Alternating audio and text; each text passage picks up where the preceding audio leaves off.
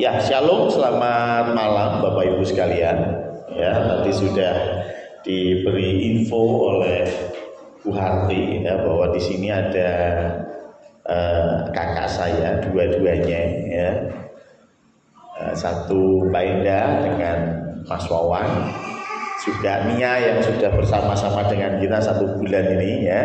Dan ada Mbak Puji dan Mas Kris yang bersama dengan Evan ini baru datang tadi malam ya. Tadi malam datang dan itu juga kejutan gitu ya, saya juga nggak tahu. Dan Mbak Endah tadi pagi baru nyampe ya. Dan hari ini bisa bersama-sama dengan kita untuk ikut doa terakhir di BDP hari ke-9. Dan bukan kebetulan temanya menderita ya.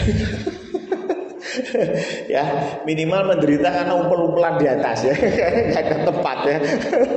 Ya, puji Tuhan ya. Nah, hari ini memang temanya adalah kuasa untuk menderita ya. Menarik karena kita berpikir bahwa ketika kita kepenuhan Roh Kudus, maka ada sukacita, ada damai sejahtera, itu yang biasanya kita dengar.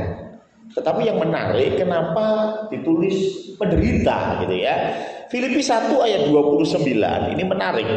Paulus berkata, sebab Filipi 1 ayat 29, sebab kepada kamu dikaruniakan bukan saja untuk percaya kepada Kristus, melainkan juga untuk menderita untuk Dia. Ya, jadi rupanya bicara tentang kepenuhan Roh Kudus tidak hanya bicara hal yang enak, yang nyaman, tetapi juga ada satu karunia yang dikatakan karunia untuk menderita untuk Dia, gitu ya. Ingat, ini secara spesifik adalah menderita untuk Kristus. Artinya ada penderitaan yang kita terima, penderitaan ketidaknyamanan yang kita terima karena kita anak-anak Allah, gitu ya. Bisa jadi ada persekusi, bisa jadi kita dianggap minoritas dan lain sebagainya. Saya kira itu sudah jelas. Tetapi yang menarik, kenapa sih Tuhan izinkan penderitaan itu ada? Gitu ya. Teologi Buddha itu membahas lebih detail tentang penderitaan, gitu ya. Sehingga pada satu kesimpulan, penderitaan itu ada karena keinginan.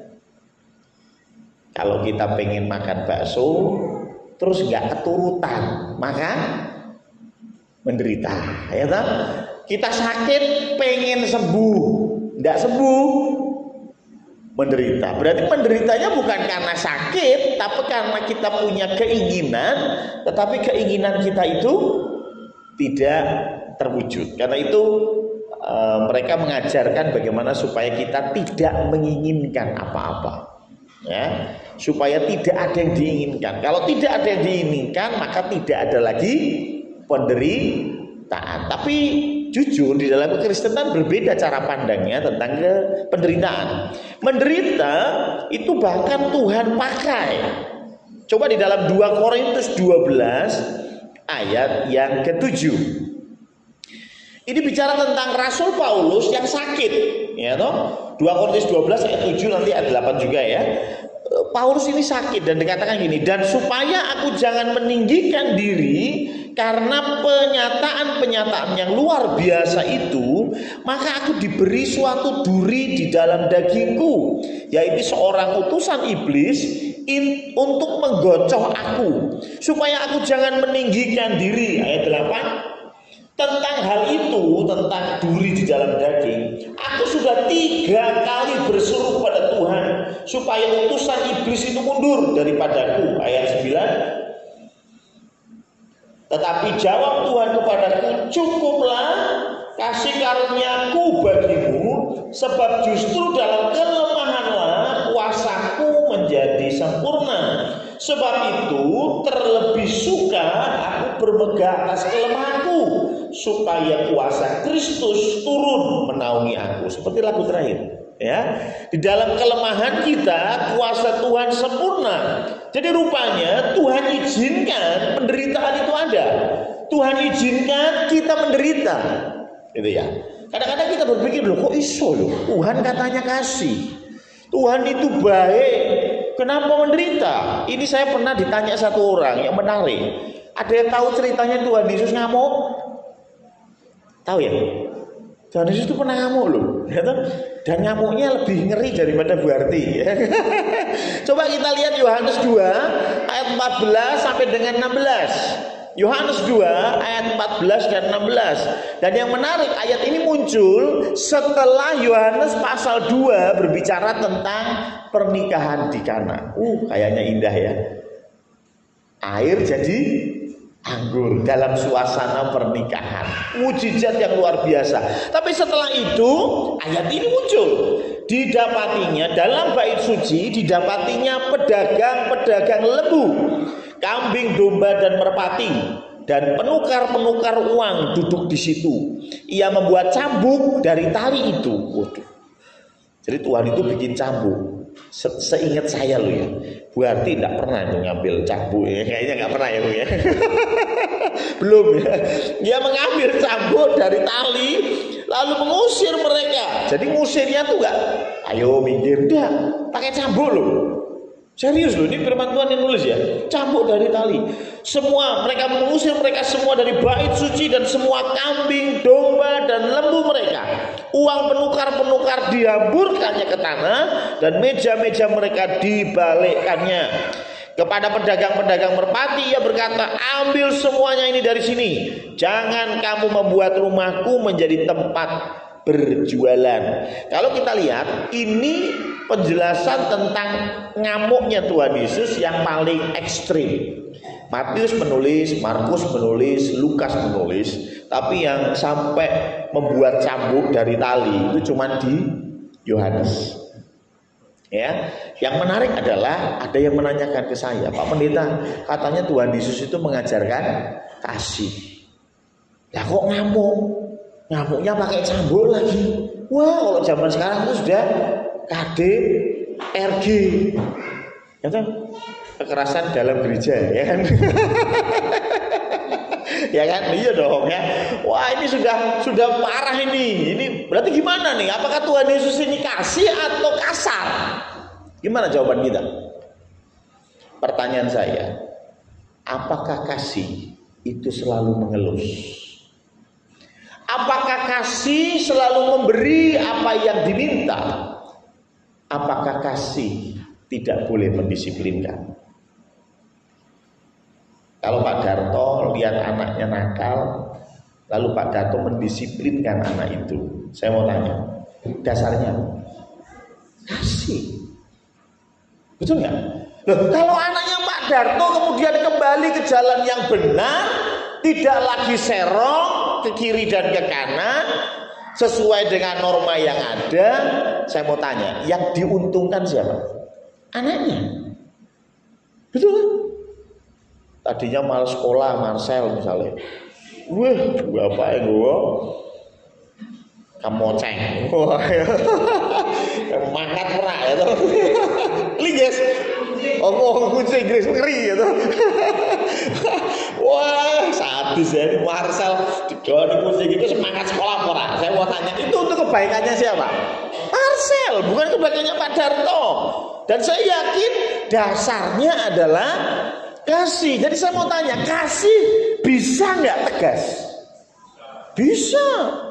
Kalau kasih apa yang anak minta dikasih, apa yang teman kita mau kita kasih, itu namanya bukan kasih. Betul? Ingat kemarin ada orang yang mencoba menyenangkan semua orang, itu bukan kasih. Betul ya? Kasih itu ya seperti ini. Kalau memang dikasih tahu nggak bisa, ya dihukum. Hukumannya pun tergantung kesalahannya. Kenapa Tuhan betul-betul ngamuk? Karena ini mempermainkan jemaat. Mereka jualan kambing, jualan domba, jualan lembu. Satu kambing itu bisa dijual berkali-kali. Nia datang, Pak Pendeta, ada kambing. Oh ada, mau dikorbankan. Oh ada. Ini kambingnya, jos pokoknya ya kan? Berapa harganya? 3 juta. Mbak Nia bayar. Loh yang nyembelih kambingnya siapa? Saya kan. Udah ya, ditinggal di bait Allah ya. Iya. Nia pulang. Datang lagi Eva. Pak Pendeta, ada kambing yang sama dikeluarin. Ini harganya 3 juta. Evan bayar lagi. Udah ya, ini dipersembahkan ke bait Allah. Iya Pak Pendeta. Masuk. Ingat, yang boleh masuk ke ruang kudus, ruang maha kudus, enggak sembarang orang. Evan enggak boleh masuk. Masa mau di pelataran gitu. Delongop ngene delok iki kambingku disembelih tenan ora gitu. Wes pokoknya percaya sama imam. Makanya Tuhan marah betul, dan saya lihat ini memang kejahatan serius. Mempermainkan orang-orang atau umat yang mau beribadah. Betul ya? Mereka mau memberi dengan segala kekurangan mereka untuk apa? Untuk Tuhan. Tapi malah dikorupsi. Itu namanya kebangetan. Saya yakin kalau Tuhan Yesus duduk sebagai DPR RI, Tuhan Yesus akan kasih opsi hukuman mati untuk koruptor di Indonesia. Setuju? Pasti. Itu urusan kambing itu diolaware ya. Itu urusan kambing. Apalagi korupsi 1.000 triliun. Itu waduh. Itu Tuhan Yesus sok ngamuk tenan, yakin itu. Bukan karena Tuhan Yesus, bukan karena dia nggak punya kasih dia ngamuk, tapi sebetulnya karena dia punya kasih, makanya dia ngamuk. Paham ya perbedaannya?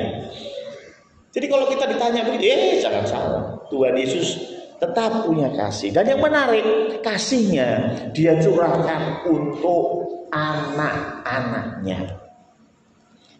Ya. Hari apa itu ya? 2 hari yang lalu atau 3 hari yang lalu. Waduh, wes. Kita ibadah PDP, ya toh? Entah ono apa. Pokoknya bocil-bocil itu ekstrim. Hari apa itu saya lupa ya. Wah, lari sana lari sini, ibadah sudah dimulai ya. Ya, saya ingat Om Uung.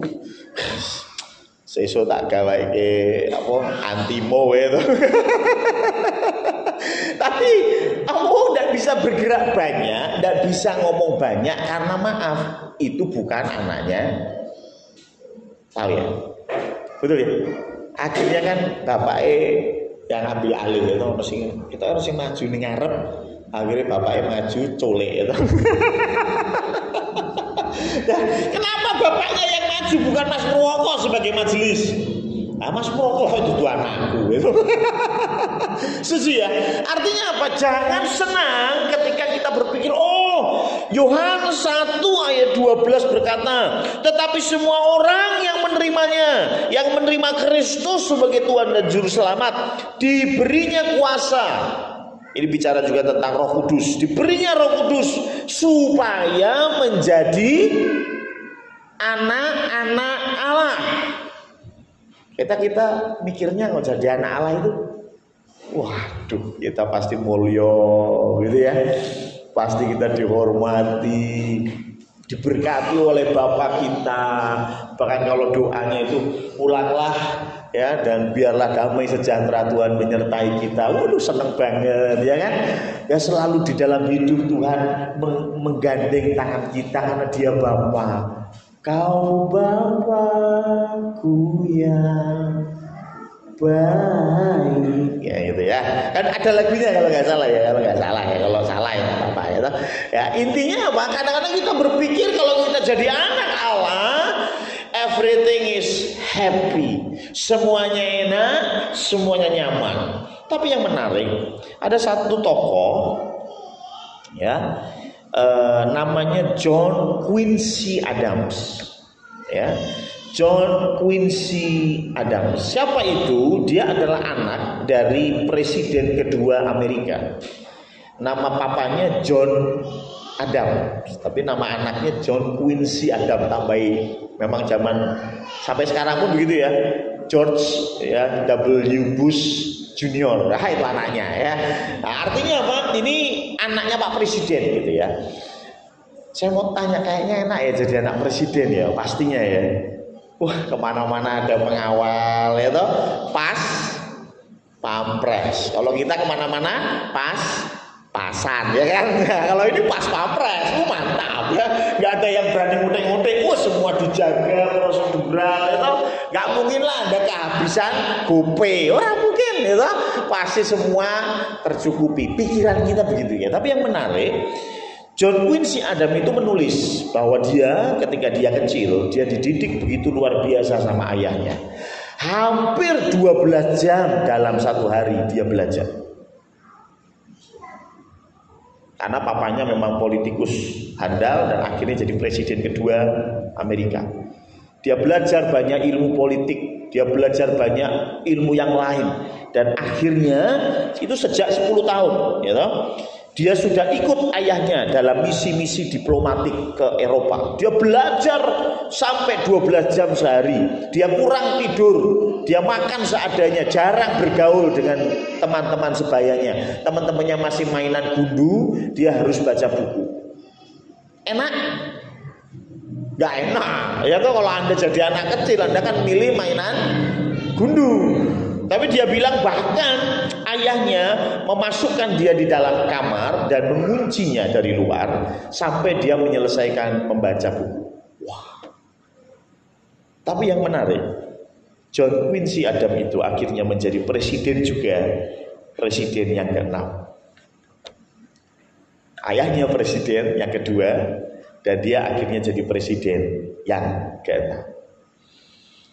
Kita jangan berpikir bahwa ketika kita jadi anak Allah, maka ada pas pampres, itu ada yang mikirin gope kita, ada yang mikirin kebutuhan kita, keamanan. Iya, dalam satu sisi betul, ya Tuhan memberkati. Tetapi jangan main-main. Tuhan akan serius dengan anak-anaknya, mendidik dengan serius anak-anaknya. Makanya ketika orang Israel, bangsa pilihan Tuhan, main-main sama urusan rohani, mereka cari cuan di dalam urusan rohani, Tuhan pakai yang namanya cambuk. Nggak main-main loh. Tuhan putar balikkan yang namanya meja penukaran uang. Karena Tuhan serius. Dan terkadang kita merasa itu adalah menderita. Terkadang ketika Tuhan mendidik kita, terkadang kita memandangnya itu menderita. Saya kasih contoh umat Israel yang ditulis di dalam Ulangan 8 ayat 2 sampai dengan 10. Ini menarik. Ulangan 8 ayat 2 sampai dengan 10 ini dipercaya ditulis oleh Musa. Nah, namanya juga ulangan. Berarti ujian Pak Pendeta, salah. Ya, ulangan itu hukum yang diulang, Deuteronomi kalau bahasa Inggrisnya ya. Artinya hukum yang kedua. Hukum yang pertama sudah dikasih tahu, tapi untuk mengulangnya diingatkan lagi hukum yang kedua, gitu ya. Nah, hukumnya sama, cuma diulang. Makanya di dalam bahasa Indonesia diterjemahkan ulangan, gitu ya. Ulangan. Nah, Ulangan 8 ayat 2 menarik sampai ayat 10 saya bacakan ya. Ingatlah kepada seluruh perjalanan yang kau lakukan atas kehendak Tuhan Allahmu di padang gurun selama 40 tahun ini dengan maksud merendahkan hatimu dan mencobai engkau untuk mengetahui apa yang ada dalam hatimu, yakni apakah engkau berpegang pada perintahnya atau tidak. Jadi ia merendahkan hatimu, membiarkan engkau lapar. Bayangin, Tuhan membiarkan orang Israel lapar dan memberi engkau makan mana. Kenapa ini dijadikan sebuah penderitaan? Bapak Ibu, orang Israel itu makan mana itu nggak cuma sekali dua kali, bendino. Ya, siapa di sini yang suka ayam goreng? Saya. Coba Anda tiap hari ayam goreng, bosan? Sama. Orang Israel itu makan mana terus sampai bosan. Akhirnya mereka minta apa? Daging. Ingat ya? Tuhan bosan mana melulu? Daging apa? Warung steak apa? Ya, kenapa? Bosan makan Mana? Padahal jelas mana lebih sehat. Loh kok tahu? Loh yang masak Gusti Allah. Masa ora sehat, ya toh? Masa Gusti Allah ngedrop Indomie, ya toh? Mana dong, ya kan? Oh pasti sehat. Tapi mereka bilang apa? Oh bosan, saya pengen daging Tuhan. Karena Tuhan jengkel, karena orang Israel bersungut, dibawalah burung puyuh. Mereka makan, dikatakan di firman Tuhan, sampai dagingnya keluar dari hidung mereka. Bahasa Indonesianya mungkin blenger, ya, sampai muntah-muntah makan daging. Dan ada banyak orang Israel yang mati karena dihukum Tuhan. Tapi intinya, mana ini rupanya dimasukkan di dalam konteks menderita.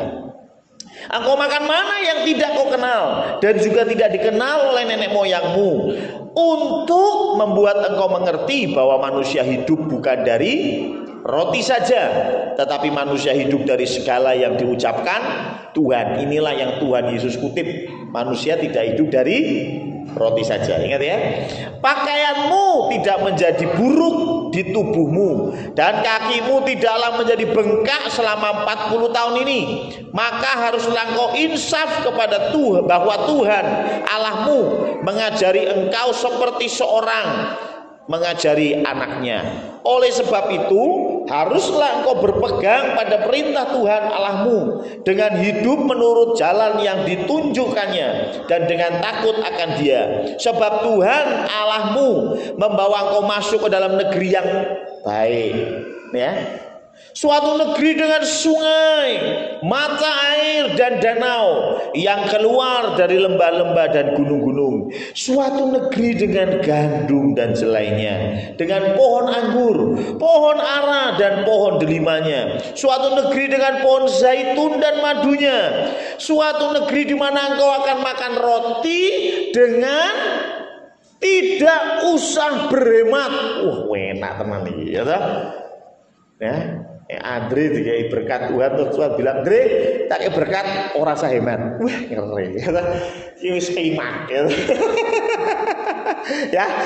wis wah ini gopene unlimited, wah mantap ya toh. Tidak berhemat dikatakan, tidak usah hemat, di mana engkau tidak akan kekurangan apapun. Suatu negeri yang batunya mengandung besi dan dari gunungnya akan kau gali tembaga, dan kau akan makan dan akan kenyang. Maka engkau akan memuji Tuhan Allahmu karena negeri yang baik yang diberikannya kepadamu itu. Amin. Ini Tuhan kasih dua cerita padang gurun, ya kan? Melaku sikile, ya memang sikile orang bakal bengkak gitu ya, bajunya tidak akan rusak. Tapi melaku nih padang gurun berapa tahun? 40 tahun. Tapi yang satu sisi adalah negeri yang dijanjikan. Bahkan iso mangan roti tanpa berhemat. Kadang-kadang kita merasa bahwa yang di Kanaan itu yang berkah. Itu enak tuh, gandumnya, anggurnya, zaitunnya, ndak perlu makan hemat, makan bisa sampai kenyang. Tapi perhatikan, di manakah kasih Tuhan? Buat saya, kasih Tuhan di dua-duanya. Dalam kondisi di padang gurun, enak ya? Nah, di padang gurun enak? Enggak. Padang gurun itu satu tempat yang menggambarkan tantangan hidup, beratnya hidup. Kalau lagu zaman sekarang, kapalku miring, wah berat ini. Ya, jadi kalau Anda bangun tidur lagunya ini berapa? Ini wah udah berat ini ya, udah mulai parah ini ya. Karena bangun tidur saja kapalnya sudah miring Bapak Ibu ya.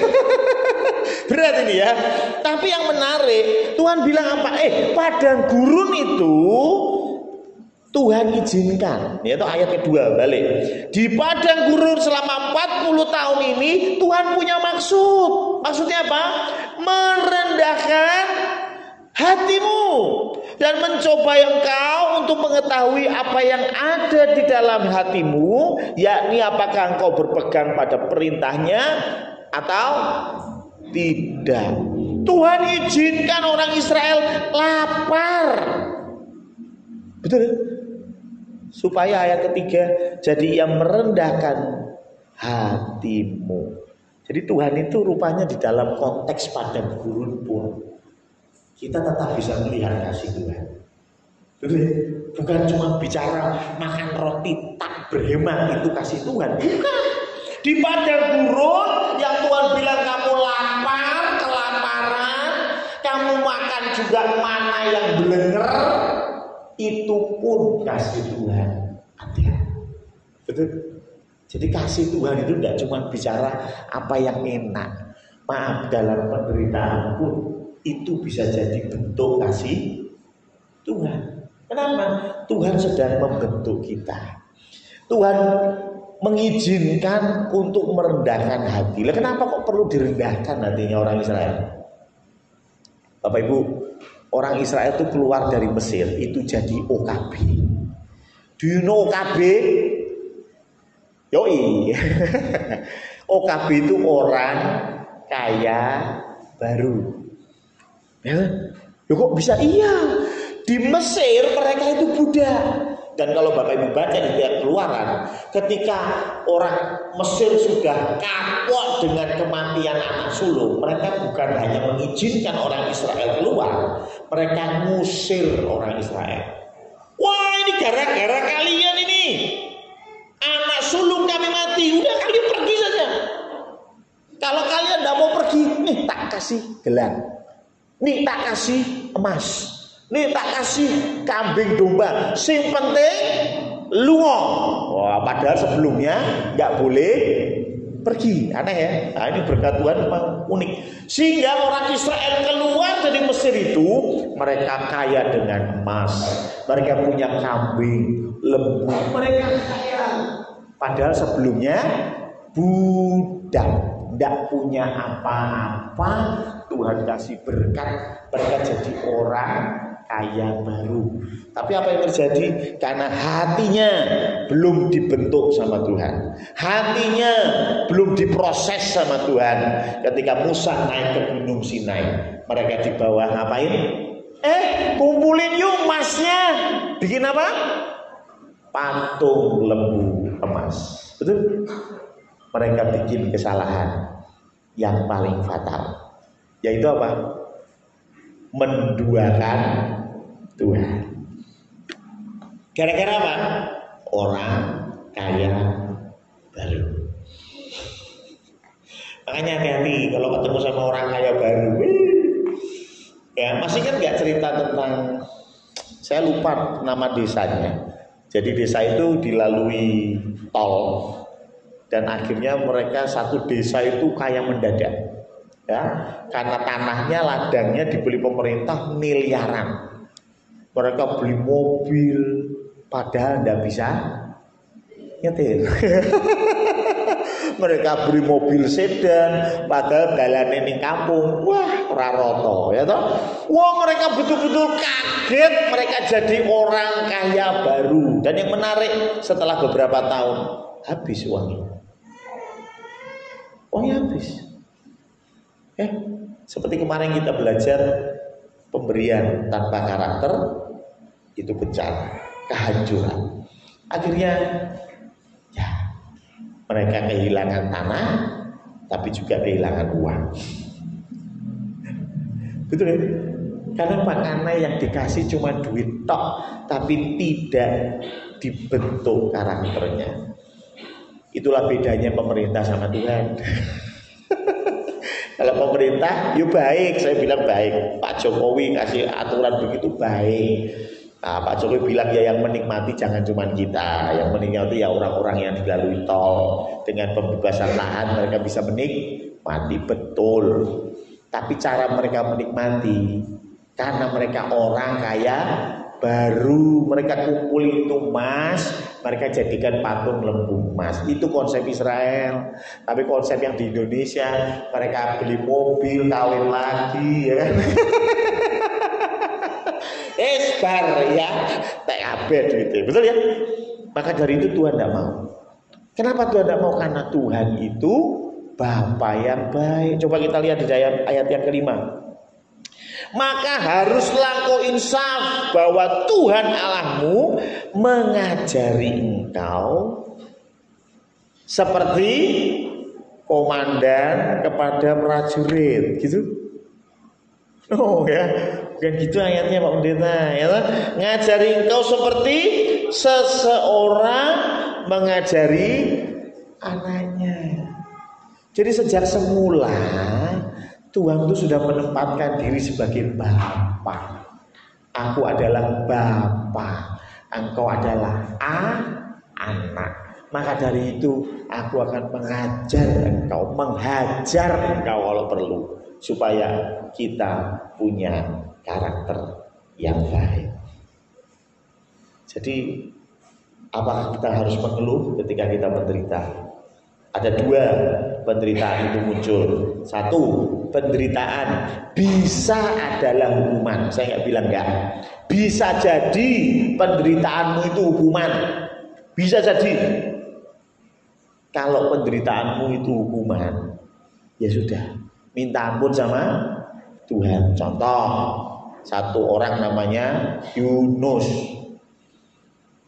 cemplung ke laut. Saya mau tanya, itu berkat atau hukuman?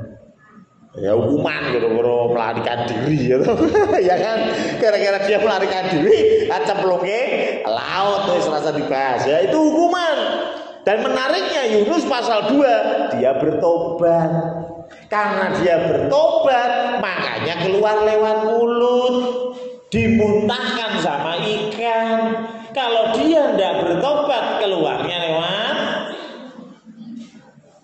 inna lillahi wa inna ilaihi raji'un. Ya kan? Cuma karena bertobat muntahin, ya kan? Benar ya? Artinya apa, ini hukuman. Kalau engkau sedang mengalami penderitaan, jangan tiba-tiba langsung eksekusi. Wah, Tuhan sedang membentuk saya. Ojo-ojo ini penderitaanmu gara-gara gue ngawur. Ya, introspeksi diri dulu. Ya tahu kenapa? Oh, ternyata saya punya salah sama Tuhan. Tuhan ampuni aku. Ya. Dan gak cuma di bibir kita minta ampun, tapi harus kita praktekkan. Paulus itu menyesal dengan masa lalunya. Dia bilang apa? Aku ini penyiksa jemaat Tuhan. Tapi yang menarik apa? Dia gak cuma bertobat, dia berkata, dari para rasul, aku yang paling keras memberitakan Injil. Kenapa? Karena saya tahu saya ini orang berdosa.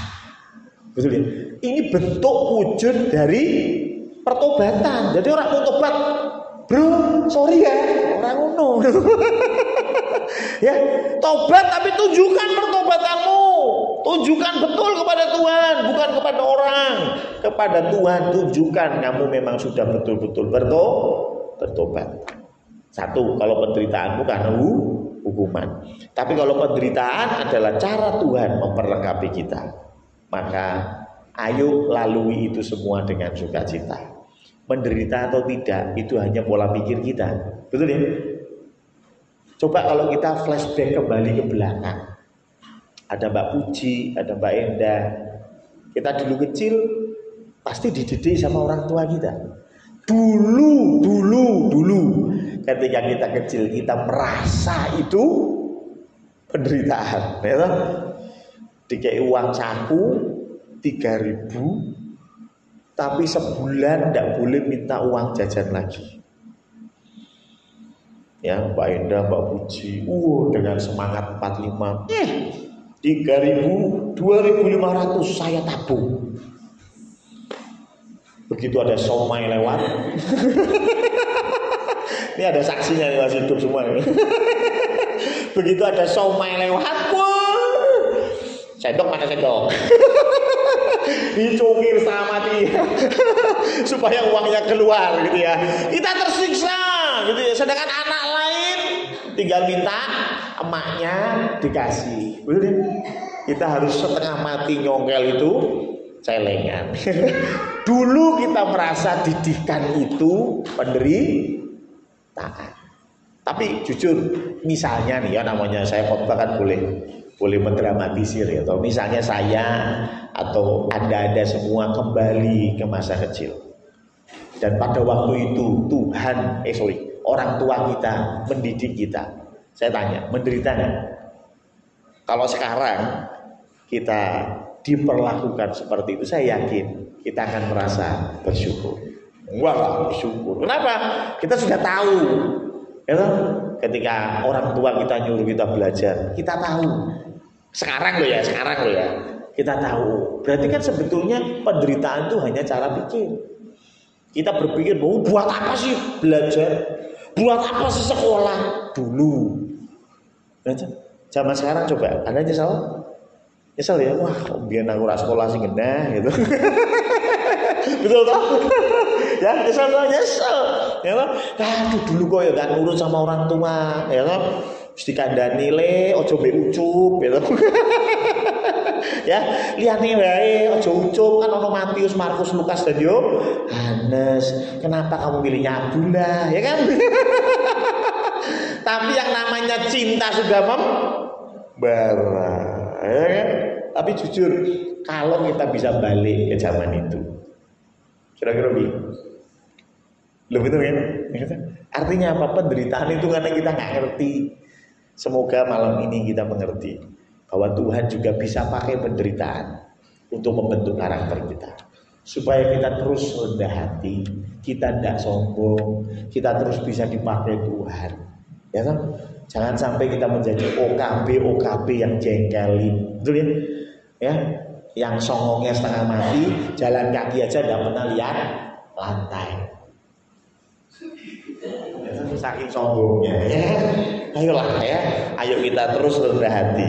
Kadang-kadang Tuhan kasih kita beban, kasih kita badai, kasih kita gunung yang tinggi untuk kita daki, supaya kita terus berharap hanya kepada Tuhan. Amin.